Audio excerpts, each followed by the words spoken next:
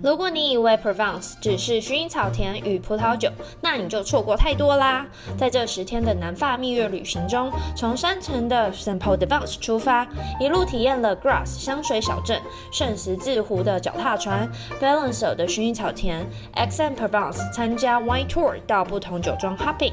如果还没看上集的话，记得赶快补起来！本集更是精彩，从悬崖边海岸渔村 Cassis 开始探险，到没什么旅客的 Years， 星光闪闪的 Cannes， 蕴含艺术气息的毕卡索小镇，还有适合 Wes Anderson 的风格 Nice。最后压轴的秘密景点只会在影片最后揭晓，所以一定要看到最后哟！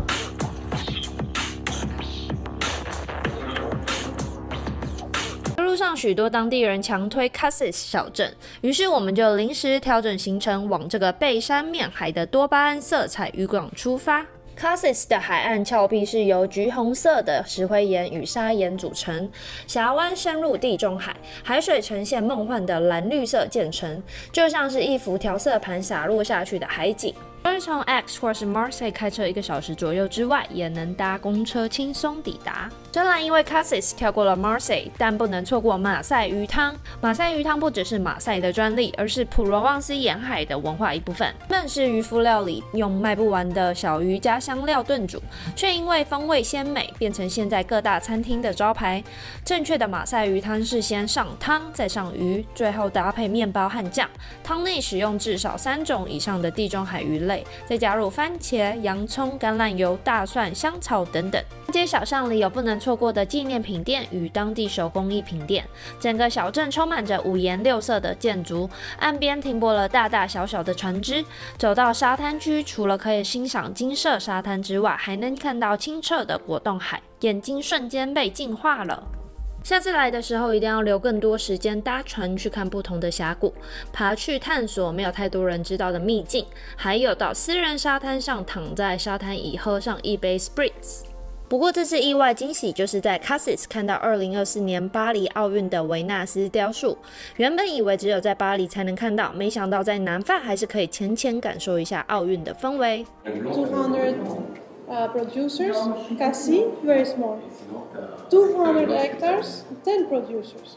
午餐时选了一支 Cassis 当地白酒，觉得味道很特别，有种咸咸的感觉，所以在离开前跑去酒庄 testing 了一下。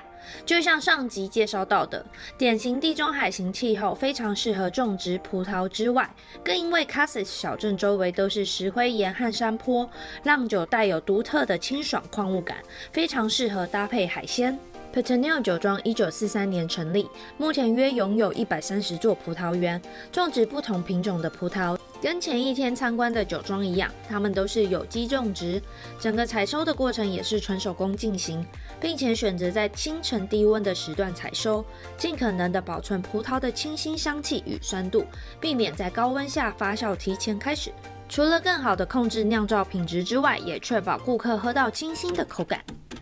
蜜月本来想要安排许多城堡与酒庄入住，但突然提前的旅行只有2周的时间做规划，大多数的住宿都没有抢到，反而因此认识了可爱的人们与不同的小众景点。是 Cassis 往 Nice 的路上找到一个海边城市 Years 住一晚，小众到我们是路上唯一的外国人。虽然住宿又是满满的阶梯，不过复古的法式旋转楼梯与木质度假风格的房间，让人像是走进电影里面。主要还是有很多的窗户可以打开欣赏山脉与花园的景色。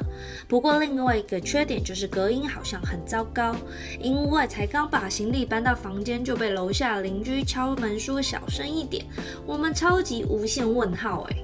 前往晚餐的路上，被每家每户的园艺给惊艳到。虽然不是在莫内小镇，但有种我在莫内花园的错觉。抵达市中心后，只剩餐厅开门，有点可惜。不过选到一家当地的小酒馆，他们的节瓜意大利面意外超消暑，可以收藏起来当之后减肥餐的灵感。Cocktail 也很可爱，直接把 shot 送上，让你自己调酒。早上起来 ，Kevin 还分享城墙这边有早市鱼市，看来是可以体验当地生活的城镇。本来计划 check out 是要到这里的秘密海岸，可惜当天天气不佳，预计要一场暴雨，所以作罢，直接前往下一站坎城。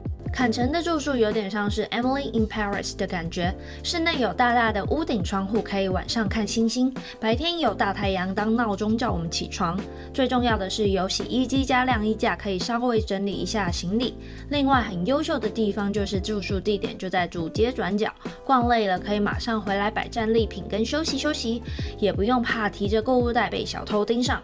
主街不意外的就是各大精品品牌，但小巷弄内藏着许多当地的香水与服饰商店。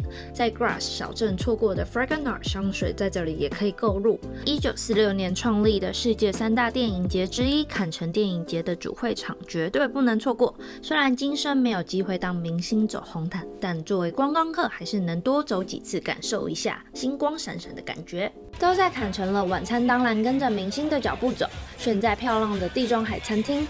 烤鱼种是首选，不过 market price 的部分让人收到账单的时候吓了一跳，但整个火焰的 presentation 令人印象深刻，都把隔壁的弟弟吸引过来，鱼翅也剔得很漂亮，让不会吃鱼的 Kevin 小朋友也能轻松吃鱼。隔天早餐在坎城当地的网红咖啡厅解决后，就朝 Antibes 前进。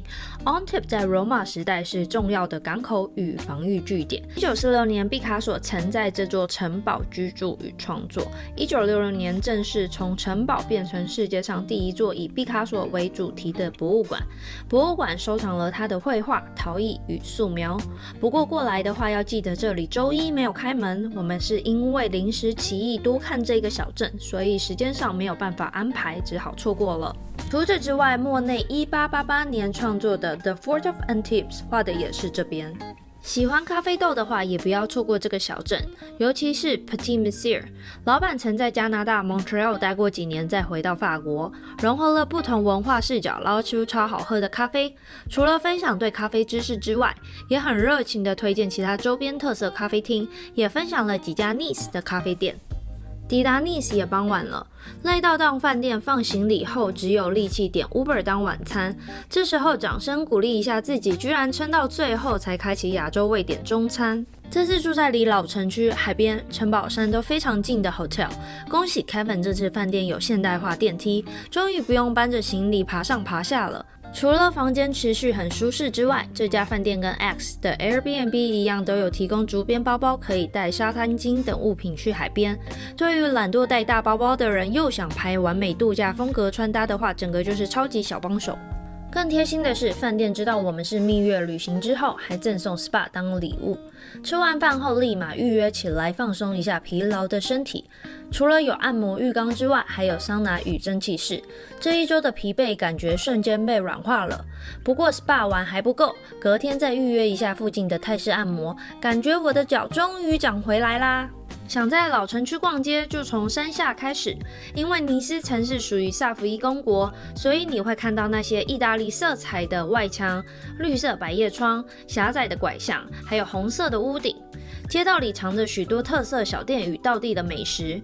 回到市中心后，开始寻找各种法式料理。第一位就先从 crepe 开始。可丽饼的历史可以追溯到13世纪的法国，跟台湾版的可丽饼不一样，传统法国版本是松软 Q 弹的口感。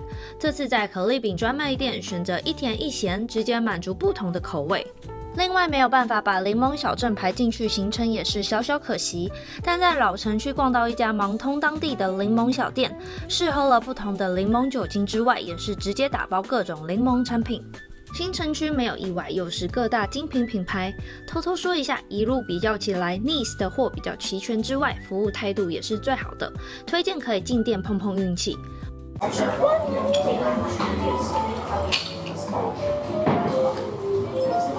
这一块脚挺好，哇！纯正的法式光源。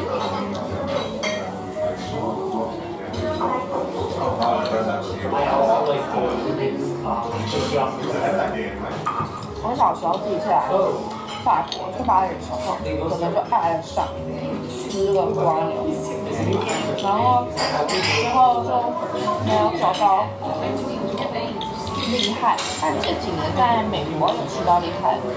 不过我觉得这是这家吃的有点小腥，花牛味有点浓，莫名的有点奇怪。但咸食居然可以接受，对啊，我觉得行。居然可以接受，没有那么的。我觉得蛮好吃。我觉得这个反而比较腥。真的吗？我觉得这莫名的。我觉得这个蛮好吃的。那很好啊，我们找到了一个平衡点的一家店。真不错。但这一家店蛮多人推的，就是蛮多在小红书上面蛮推荐的。Nice 第3天行程就沿着英国人散步大道前往沙滩开始，一路上蓝色地中海、白色鹅卵石以及满满阳光，很是疗愈。与一般的沙滩不一样 ，Nice 的海滩是由鹅卵石覆盖，这让海水更加清澈透明。但建议穿鞋子还有带躺椅来，不然踩踏或是坐的就会很不舒服。结束海滩踩水行程后，又回到老城区喝咖啡逛街。最重要的是逛 Corsalia 市集。17世纪这里是市民集会、社交与举办活动的地点。18世纪逐渐成为贵族与商人散步的主要大道。19世纪开始逐渐转型为居民与旅人都会造访的生活市场。而现在这里有香料、花卉、农产品、小吃摊等等。接着理完行李就出发这趟旅行最期待的城堡住宿，也是我一直说的秘密景点。这里建于13世纪的石头城堡，后来经过多次的修复，现在成为具有历史感且融合现代舒适的 Small Luxury Hotel 旗下饭店。城堡共有30间客房，每一间房间都有独特的装修风格。这次住在 Andre 房间，有面对村庄的窗户，让我浅体验了一波中世纪小公主的生活。城堡唯一的缺点就是车子没有办法开到门口，所以下车后还是要辛苦 Kevin 搬行李。不过还好下山时发现饭店有提供接驳的服务，所以不用辛苦搬家，可以无缝接轨的搭 Uber 去机场。下次来就学会啦，可以提早跟饭店沟通好，让他们来接送。晚餐就在古城区用餐，虽然只有少4间餐厅，不过惊喜选到一家超优秀的地中海料理。Le Grimaldi 在2024年去的时候刚接手这家餐厅不到2周，没想到料理跟服务都非常优秀，完全不像是新开幕的感觉。沙拉搭配生蛋黄是什么神仙组合？在这里还吃到超级心心念念的墨鱼面，这墨鱼面超级好吃，这真好吃。刚刚的影片不见很可惜。然后我的脸整个很真实的反应，那墨鱼面超强。然后我觉得，你也帮我弄一下。小缺点就是没有很咸，可是它的虾味超浓。但是不咸有不咸的好处啊，因为你可以自己做调整。那它真的很香它虾味超浓的。然后它是真的墨鱼汁做的那种，不是过进，是这样说吗？都很新鲜啦，只是各有各的好啊。但我不喜欢在面里先 pre-made 的那一种，就是你不喜欢和的，不会黑黑的，我喜欢吃起来嘴巴黑黑的东西。早上起床后的行程就是城堡上上下下里里外外到处拍照，最满意的地点就是餐厅区，拱形天花板、阳台植物与光影交错的画面，还有石头建成的中世纪城堡外墙，爬满藤蔓与花朵，尤其从外面拍进来就像是乐佩公主的阳台。本来是冲着城堡住宿来到这边，没想到光是从搬行李寻找城堡开始，就深深的被这个古城区吸引。第2天为了有更多时间欣赏山城，还特地早起留时间到处走走，真的是把这个宝藏景点留给看到最后的你们。希望这边可以一直保持这种神秘的感觉，不要观光化。山城有名的原因就是印象派大师雷诺瓦晚年定居在此，他的故居如今被改建为雷诺瓦博物馆。山城的古城区充满着中世纪的石屋与蜿蜒小巷，还有到处都是自由生长的植物与花，感觉就像到了童话小镇。重点是没有满满的观光客，还有没有商业化的店家，在这里第一次体验到了世外桃源的感觉。下次来的话都计划好，可以在这里多待几天，静静享受繁忙社会里的小清静。以为蜜月之旅就到这里结束了，对吧？没想到飞机 delay 转机失败，让我们有机会在瑞士快闪。行李放到饭店之后，就搭火车进苏黎世市中心，开始寻找爱因斯坦的置物柜。看了几篇分享，想说应该可以快速找到，没想到学校有点大，方向感有点不好，找到天黑才终于找到。出来后还获得一片美丽的苏黎世夜景。到这里，蜜月旅行正式结束。如果你也计划来南法旅行，赶快直接抄作业。下一集前往爱丁堡与伦敦来场冬日圣诞节氛围满满的我独自旅行系列，记得一定要回来跟我一起玩哦。